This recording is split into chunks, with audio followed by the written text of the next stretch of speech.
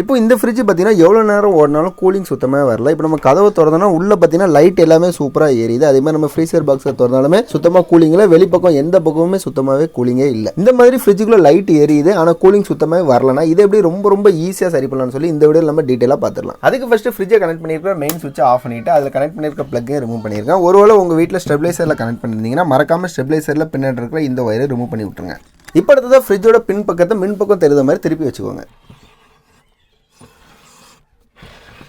ஃப்ரிட்ஜுக்கு பின்னாடி கீழே அடியில் பார்த்தீங்கன்னா இந்த மாதிரி ஒரு கம்ப்ரஸர் யூனிட் இருக்கும். இந்த கம்ப்ரஸர் யூனிட் பக்கத்தில் இந்த மாதிரி ஒரு கருப்புலர் கவர் கண்டிப்பாக இருக்கும். அந்த கவரை ரிமூவ் பண்ணிக்கோங்க.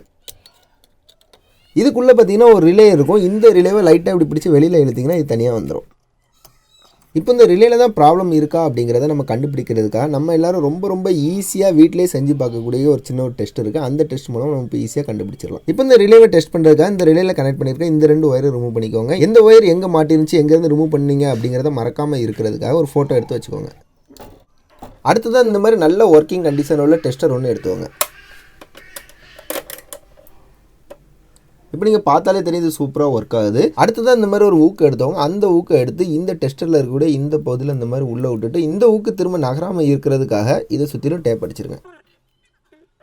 இப்போ நீங்கள் நல்லா பார்த்தாலே தெரியும் நம்ம கை வைக்கிற இந்த மெட்டலோட இந்த ஊக்கு வந்து ஒட்டி இருக்குது. இப்போ நான் மறுபடியும் இதில் வச்சு காட்டுறேன் பாருங்கள். இப்போ நான் ஊக்கில் தொடும்போது பார்த்தீங்கன்னா அந்த டெஸ்டரில் லைட் எரியுது. இந்த மாதிரி கண்டிஷனில் வர்ற மாதிரி வச்சுக்கோங்க. இப்போ இந்த ரிலேல பார்த்தீங்கன்னா டோட்டலாக 2 பகுதி இருக்கும். ஒன்று பார்த்தீங்கன்னா மேலே ஓஎல்பின்னு சொல்லுவாங்க, அதாவது ஓவர்லோட் ப்ரொடக்டர். கீழே உள்ளது பார்த்தீங்கன்னா ரிலே. இப்போ நம்ம இந்த ஓஎல்பியும் ரிலேயும் தனித்தனியாக பிரிச்சுக்கலாம். இந்த ரிலேல பார்த்தீங்கன்னா மொத்தமாக 3 ஓட்டைகள் இருக்கும். இதில் நம்ம ரைட் சைடு உள்ள ஓட்டையில் நம்ம ஆல்ரெடி ரெடி பண்ணி வச்சிருக்க இந்த செட்டப்பில் நீண்டுட்டு இருக்கிற இந்த ஊக்கை உள்ளே விட்டுருங்க. இப்போ அடுத்ததான் இந்த ரிலேல பார்த்தீங்கன்னா இந்த இடத்துல இந்த மாதிரி ஒரு பின் இருக்கும். இதில் தான் நம்ம இன்புட் ஒயர் கனெக்ட் பண்ணியிருப்போம். இந்த பின்னில் நம்ம கை வைக்கும்போது இந்த டெஸ்டரில் பார்த்தீங்கன்னா லைட் எரியணும். அப்படி லைட் எரிஞ்சதுன்னா நம்ம இப்போ செக் பண்ணால் அந்த பின்னில் எந்த ப்ராப்ளமும் இல்லைன்னு சொல்லி அர்த்தம். அதனால் அடுத்ததான் நம்ம லெஃப்ட்டில் இருக்க இன்னொரு பின்னை நம்ம செக் பண்ணணும். இப்போ நம்ம இந்த பின்னை நம்ம செக் பண்ணிட்டோம். இதில் கரெக்டாக கரண்ட் வருது. அடுத்ததான் நம்ம இந்த பின்னை நம்ம செக் பண்ணணும். இதையும் செக் பண்ணுறதுக்கு பார்த்தீங்கன்னா சேம் ப்ராசஸ் தான். ஃபஸ்ட் நம்ம உள்ள விட்ட மாதிரி உள்ளே விட்டுக்கலாம். இப்போ அடுத்ததான் மறுபடியும் நம்ம ஆல்ரெடி கை வச்ச பின்னில் நம்ம கை வைக்கணும். கை வைக்கும்போது பார்த்தீங்கன்னா இங்கே டெஸ்டரில் லைட் எரியணும்.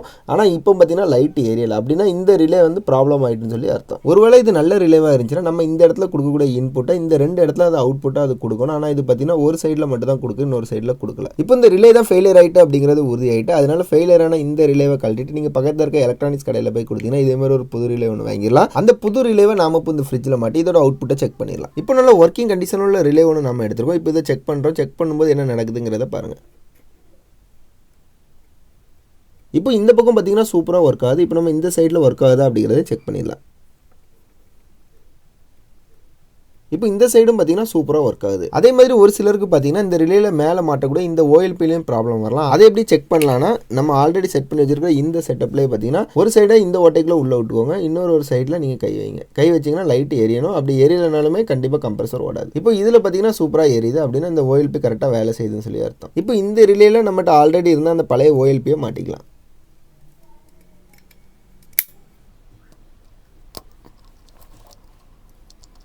இப்போ அடுத்ததாக கவனமாக இந்த 3 ஓட்டைகளை கம்ப்ரஸரில் இருக்கக்கூடிய அந்த 3 பின்னு போகிற அளவுக்கு கரெக்டாக மாட்டிடுங்க.